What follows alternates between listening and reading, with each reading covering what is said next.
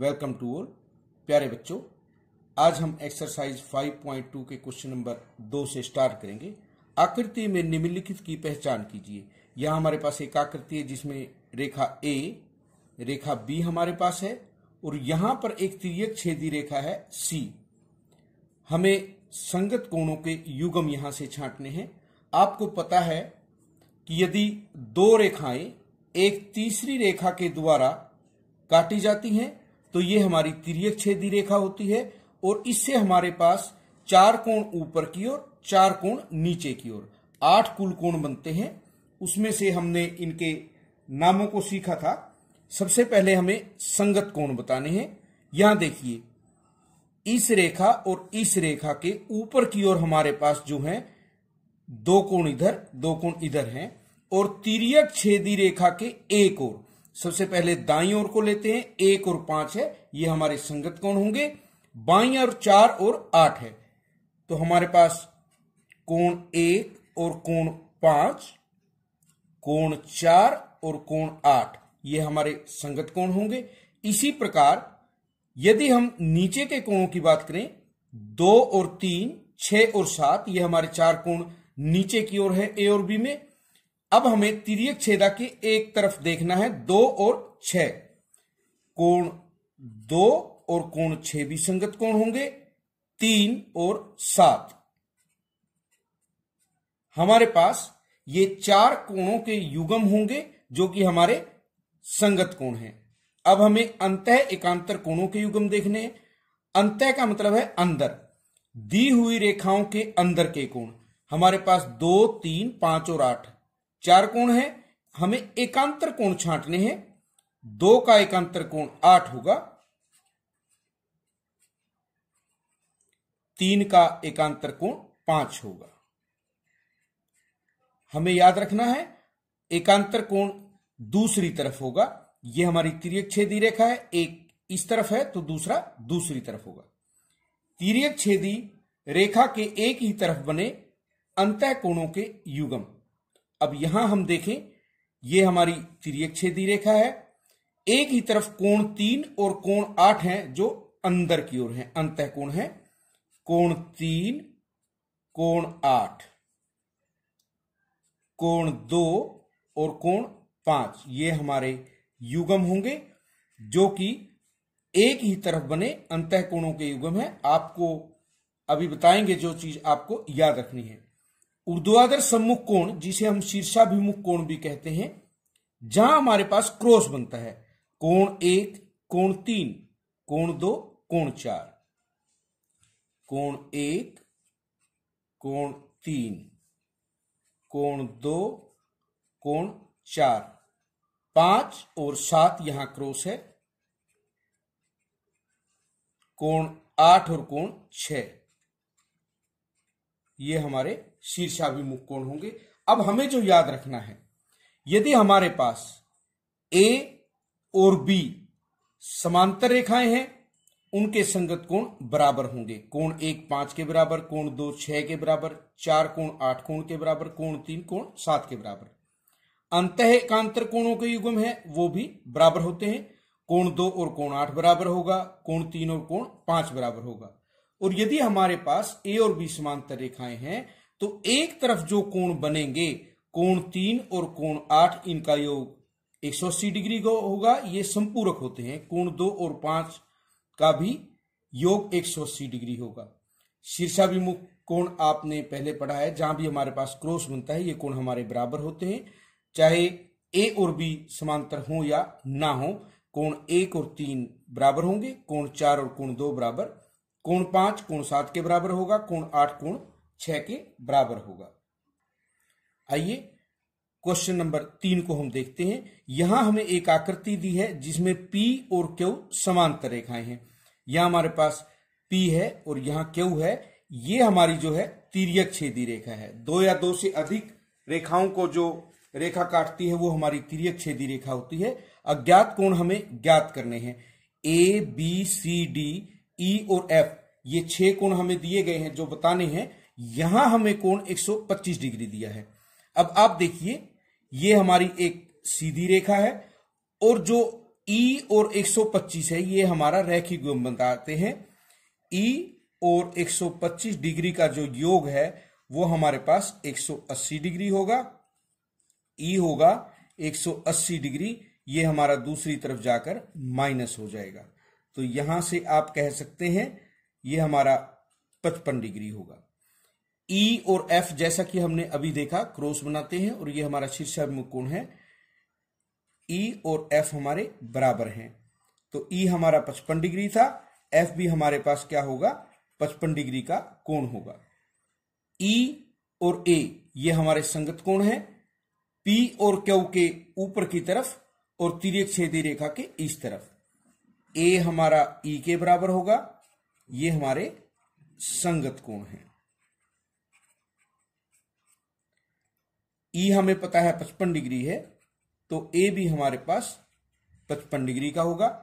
अब आप देखिए A और C बराबर हैं, शीर्षाभिमुख कोण है।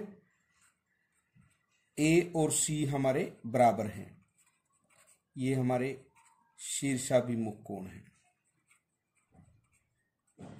तो जो भी हम कोण बराबर करेंगे आप उसे लिख दीजिए, यहां भी आप शीर्षाभिमुख कोण लिख दीजिए, क्योंकि हमें उसका कारण जो है वो बताना जरूरी है। C भी हमारे पास 55 डिग्री होगा। अब यहां देखिए 125 और D ये हमारे संगत कोण हैं, या हम A जमा D 180 भी लगा सकते हैं, ये आपकी मर्जी है, या आप इन्हें संगत कोण लिख दीजिए या इन दोनों को रैखिक युग्म लिख दीजिए। हम A जमा D बराबर 180 डिग्री रैखिक युग्म का प्रयोग करते हैं। अभी हमने कोण A को निकाला था, वो 55 डिग्री हमारा था, तो 55 डिग्री जमा में D बराबर है 180 डिग्री। इससे क्या होगा, D हमारा होगा 180 डिग्री माइनस में 55 डिग्री, ये हमारे पास होगा 125 डिग्री का। अब हमारे पास शेष कोण है यहां पर B कोण, D और B दोनों ही बराबर हैं, तो हमें पता है कि हमारा जो D कोण है वो 125 डिग्री का है, तो कोण B भी हमारे पास 125 डिग्री होगा। आप इसका कारण लिख सकते हैं यहां पर शीर्षाभिमुख कोण।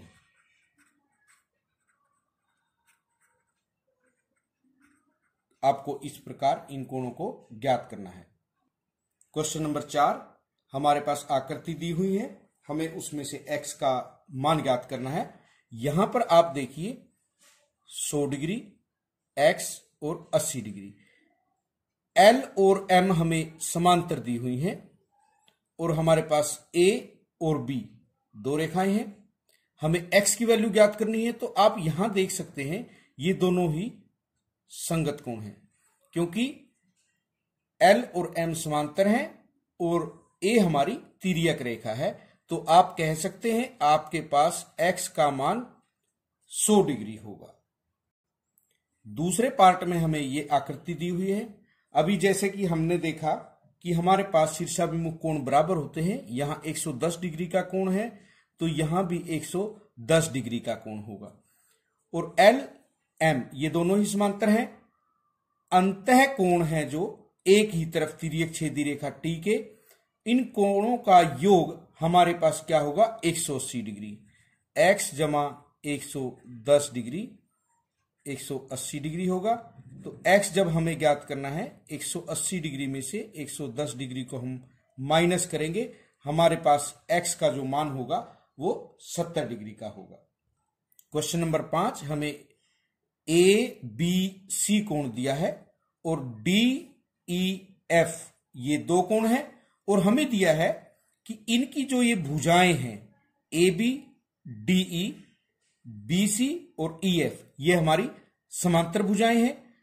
कोण ABC 70 डिग्री है, जो कि हमें यहां दिखाई दिया है ABC ये 70 डिग्री है। हमें कोण DGC ज्ञात करना है। आप देखिए DGC, तो हमें ये कोण ज्ञात करना है। कोण DEF ये कोण भी हमें ज्ञात करना है। सबसे पहले हम देखते हैं ए बी और डी जी समांतर हैं। ए बी समांतर है डी जी और बी सी हमारी तिर्यक रेखा है।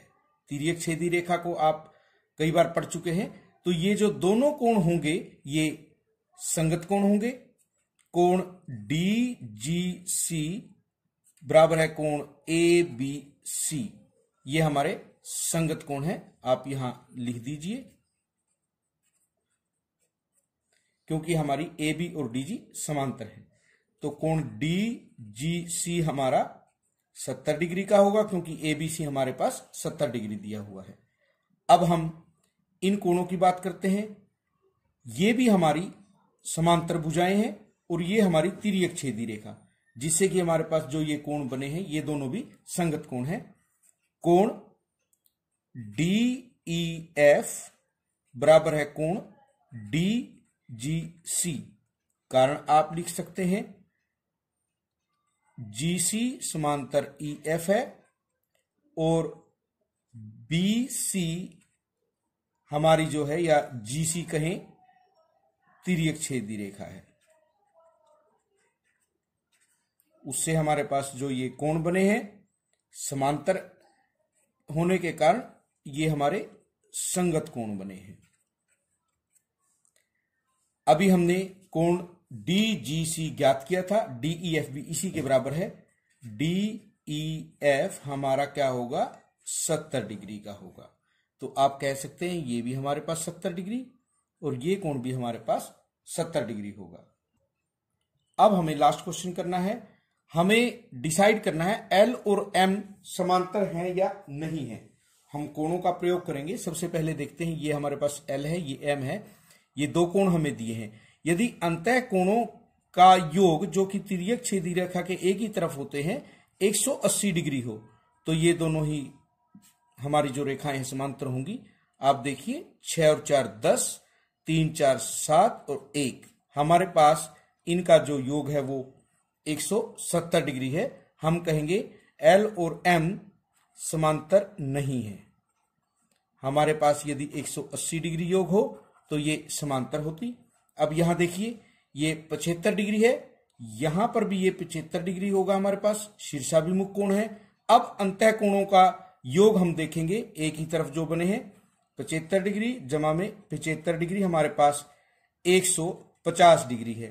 क्योंकि 180 योग नहीं है, हम कहेंगे एल और एम समांतर रेखाएं नहीं है। नेक्स्ट पार्ट, यहां हमें 57 डिग्री का कोण दिया है, यहां 123 का दिया है। यदि हम इस कोण को देखें ये भी हमारे पास 57 डिग्री का होगा, ये शीर्षाभिमुख कोण है। अब हम इन कोणों का योग देते हैं, 57 डिग्री और 123 डिग्री। 7 और 3 10 0, 6 और 2 8, 1 180 डिग्री। इसका मतलब एल समांतर एम है। ये हमारा समांतर का चिन्ह है जिसका प्रयोग आप कर सकते हैं। लास्ट पार्ट हमारे पास है। देखने से भी हमें पता चलता है एल और एम समांतर नहीं है और हम इसे करते हैं। यहां हमारे पास 72 डिग्री है, ये भी हमारे पास 72 डिग्री होगा। अब हम इनका योग ज्ञात करेंगे। 8 और 2 10, 10 और 7 17, इनका योग भी हमारे पास 170 डिग्री है। हम कहेंगे एल और एम समांतर नहीं है। हमारे पास जो योग है वो 180 डिग्री होना चाहिए। आज के लिए इतना है।